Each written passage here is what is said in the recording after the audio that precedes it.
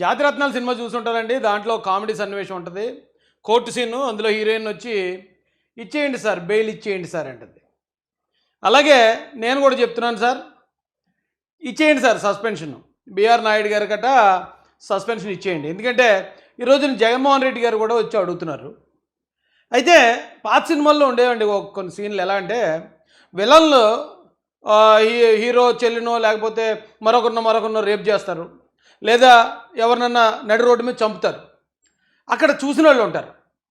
వాళ్ళందరికీ వార్నింగ్ ఇస్తారు. ఎవడన్నా కానీ పోలీసులకి సాక్ష్యం చెప్పాడా మిమ్మల్ని కూడా చంపేస్తామంటారు.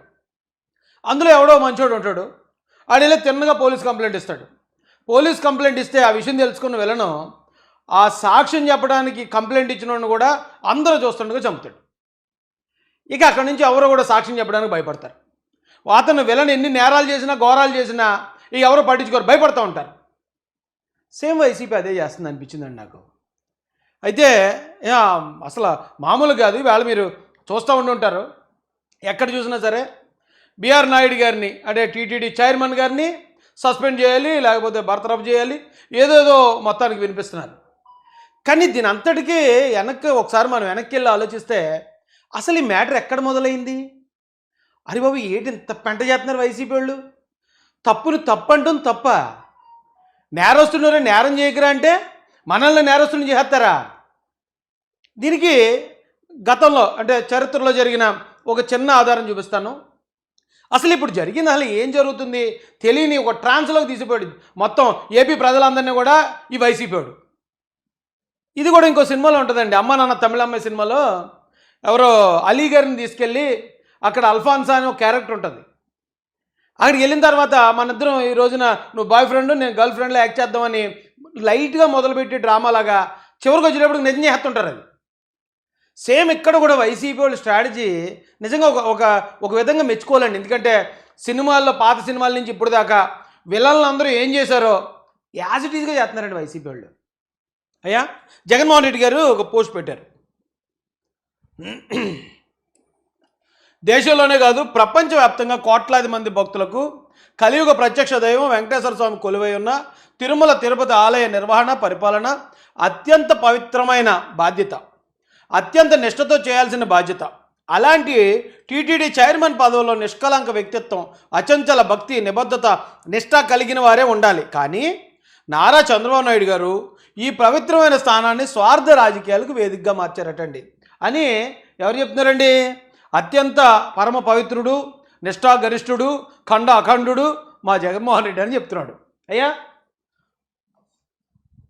ఆలయ ప్రతిష్టను మండగలిపేలా వ్యవహరించారు. ఒక బాధిత మహిళ ఎన్నికలకు ముందే చంద్రబాబు గారికి లేఖ రాస్తూ ప్రస్తుత టీటీడీ చైర్మన్ తనను మోసం చేశాడని, తన జీవితంలో ఆడుకున్నాడని, ఏ చిన్న పనిలో ఆడవారు వచ్చినా వారిని ఇబ్బంది పెడతారంటూ ఫిర్యాదు చేసినా పట్టించుకోలేదు. అంటే ఎలక్షన్కి ముందండి, అదే ఎలక్షన్ చెప్పలేదు ఈయన.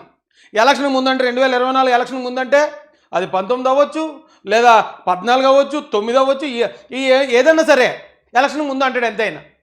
చాలా టెక్నిక్గా చెప్తారండి, చాలా జాగ్రత్తగా అబ్జర్వ్ చేయాలి మనం. అంటే ఒక బాధ్యత ఉన్న వ్యక్తిగా చంద్రబాబు గారి ఫిర్యాదుపై విచారణ చేసి చర్యలు తీసుకోవాల్సింది పోయి ఇన్ని రకాల ఆరోపణలు ఉన్నాయని తెలిసి కూడా విచారణ చర్యలు పూర్తిని పక్కన పెట్టి అతన్నే టీటీడీ చైర్మన్గా నియమించి ఆలయ ప్రతిష్టను పవిత్రతను కాలు రాశారటండి. దేవుడి పట్ల భక్తి ఉన్నవారు ఎవరైనా చేస్తారా అని వాపోతున్నారు మా జగన్మోహన్ రెడ్డి గారు.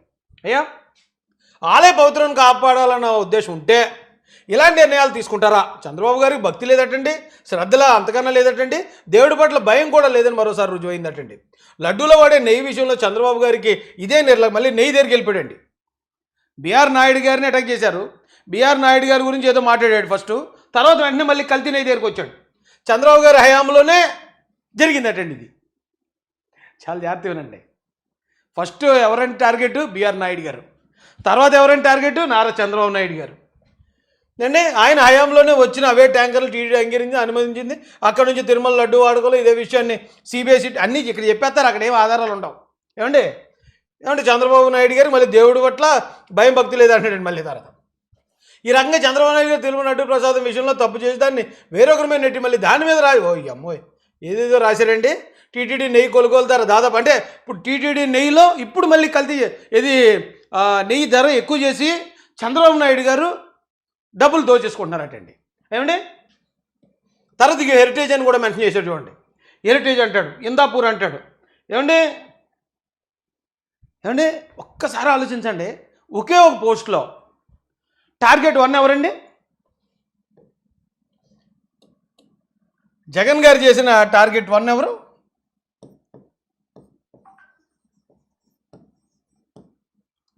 టార్గెట్ 1 బీఆర్ గారు.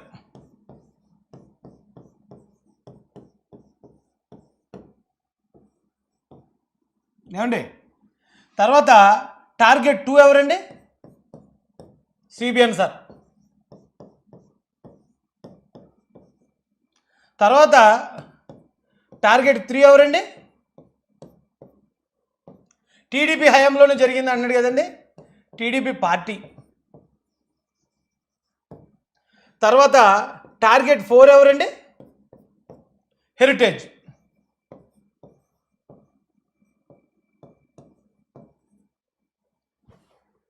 ఇలా 1 బై 1 టార్గెట్ చేసుకొచ్చారు మా జగన్మోహన్ రెడ్డి గారు.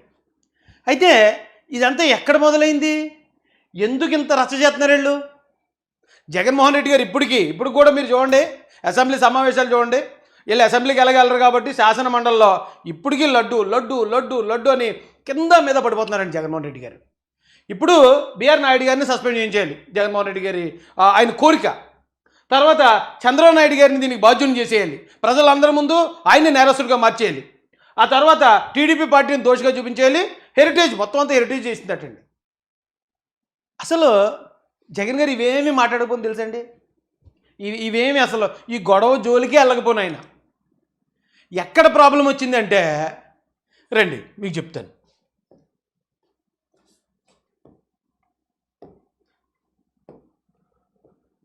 వీళ్ళు చేసిన తప్పు ఎక్కడుందో చెప్తున్నానండి మీకు. చంద్రబాబు నాయుడు గారు కానివ్వండి, లేదా బిఆర్ నాయుడు గారు కానివ్వండి, లేదా పవన్ కళ్యాణ్ గారు కానివ్వండి, వేళ ఎంత దాడికి గురవుతున్నారు కదండి. వాళ్ళు చేసిన తప్పల్లా ఇదే. ఇది ఎన్డీడీబీ అని ఒక ల్యాబ్ ఓ రిపోర్ట్ ఇచ్చింది. ఆ నెయ్యిని, ఆ లడ్డూని పరిశీలించి ఒక రిపోర్ట్ ఇచ్చింది, యథాతథంగా ఇచ్చిన రిపోర్టు. ఈ రిపోర్ట్ని యథాతథంగా చెప్పారండి వాళ్ళు బయట, అంతే. వాళ్ళు చేసిన తప్పు ఇంకేమీ లేదు. అప్పుడు వరకు, ఇది చెప్పక ముందు వరకు జగన్ గారు హెరిటేజ్ని టార్గెట్ చేయలేదు, బిఆర్ నాయుడు గారిని టార్గెట్ చేయలేదు, చంద్రబాబు నాయుడు గారు కల్తీ చేశారని లేదు, ఏమీ మాట్లాడలేదు, సైలెంట్గా ఉన్నాడు పాపం. ఎప్పుడైతే వీళ్ళు వచ్చి ఏమంటే ఆ నెయ్యిలో ఇదిగో ఇవన్నీ కలిసాయంట, అందులో ఇదిగో ఇక్కడ లార్డ్ అంటే పందుకో కూడా ఉందని ఎన్డీడీబీ వాళ్ళు ఇచ్చారని ఈ రిపోర్ట్ని యథాతథంగా చెప్పటం వాళ్ళు చేసిన తప్పండి. ఇంకా అక్కడి నుంచి మొదలైందండి వాళ్ళకి మ్యూజిక్. ఇక ఇదేంటి, ఇదొకటే కాదండి,